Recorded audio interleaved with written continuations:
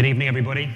My name is Ben Weeks. I'm the CTO of Requestec, and this is my business partner, Marek, Head of Business Development. Over the past 12 months, we found our customers increasingly more interested in collaboration, where video, which is a very important part, is just one of the elements that make up an online meeting experience. 2014 has very much been about WebRTC combined with collaboration technologies such as document and screen sharing to be useful to drive efficiencies and, more importantly, to drive revenues. Tonight we're going to demo the ease of which people can enter into a Requestec meeting on web and mobile as part of a business process, and the sort of experience that users can expect to find once inside. So typically users are sent a fast track link. This could be in an email, as we have on the screen over there. The service provider would obtain the link via an API, and they can send it out in an email or embed it in a website such as online banking. When the user clicks the email, a second level of authentication is possible using things like SAML2 or Kerberos or single sign-on techniques, which we tend to find are different to every sort of enterprise bank, and we usually have to work with them to fit into their current authentication mechanisms. So Marek's going to click the link on the Chrome web browser over there. And the important point here is that you can click this link on any device, and it doesn't matter which browser it opens up in. And the same is true if it opens up on a mobile or tablet device, as we'll show you.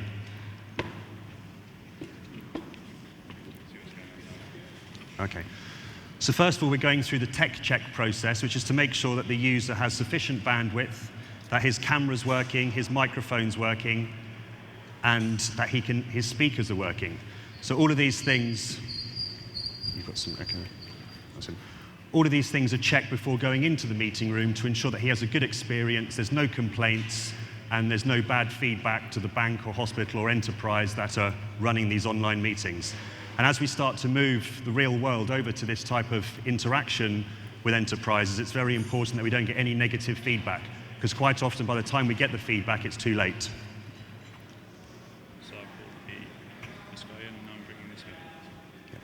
So now on this side, we're going to enter somebody else into the meeting room as well. When are you going to join mobile next?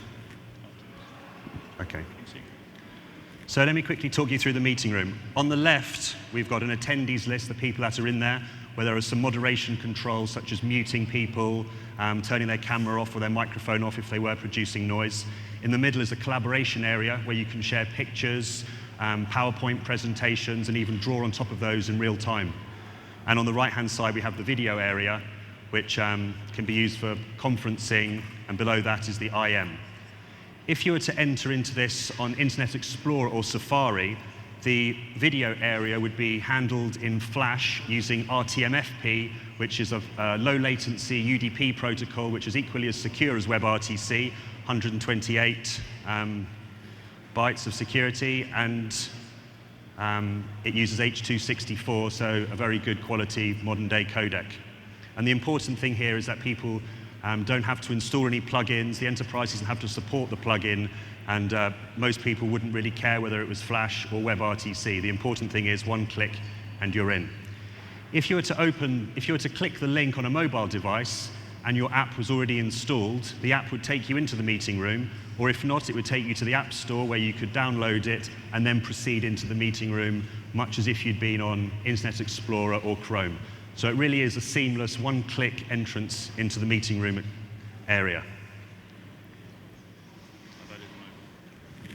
Okay, so to handle all of this quite nicely and scalably, there's a few different conferencing scenarios. The media can go peer-to-peer, or where it needs to be transcoded between VP8 and H.264, that can happen on a single stream basis before forwarding it, or if the device prefers to have a composite stream, and the same is used for recording, then our conferencing MCU engine will combine that into a single stream and send that to the device as appropriate.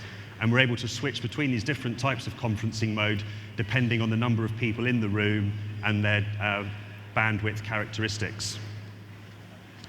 So Next, Marek will choose a few different things from the library that we can share in the content collaboration area.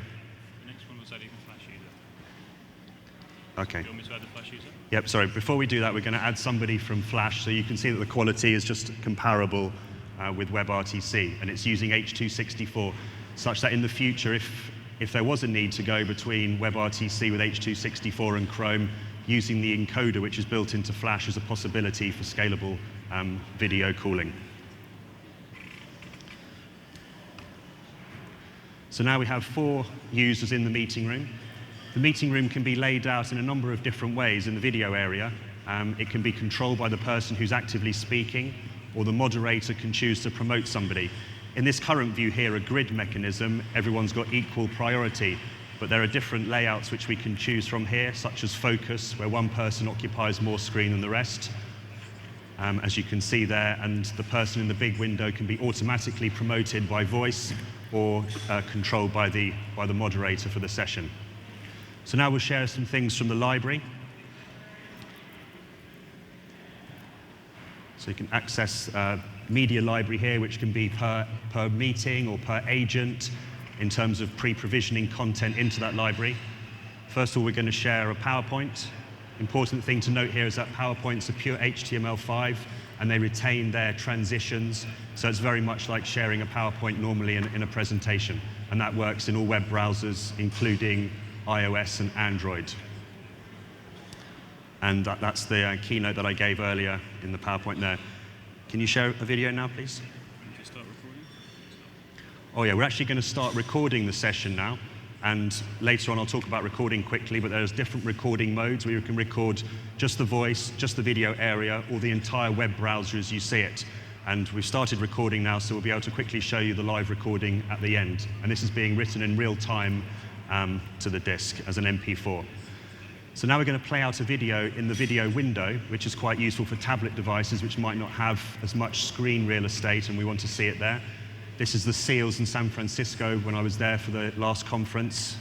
And this is actually sending the video down the same WebRTC channels that have already been established. So we're not creating any new channels. The video conferencing mixer is able to change between sending down somebody else's video with a video from the server. So in terms of the device having to do things like reconnecting or understand any messages, that's all taken away.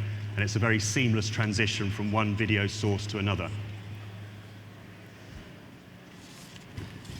There's instant messaging, which we can share amongst people as well. Show the recording now?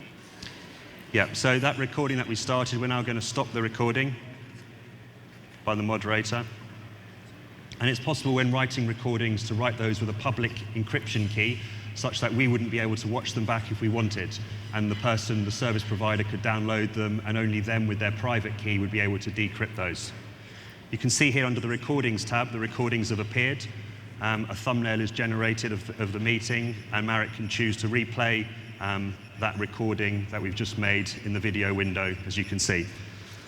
So we're running out of time now, and perhaps the last thing, which is, for me is the best development in WebRTC in the last few months, is the ability to do good quality screen sharing, which is fit for purpose. In the past, screen sharing in WebRTC has been a bit fuzzy, phasing in and out, but by tweaking a few things, such as the leaky bucket and the quantization of the codecs, you can actually achieve very good quality screen sharing.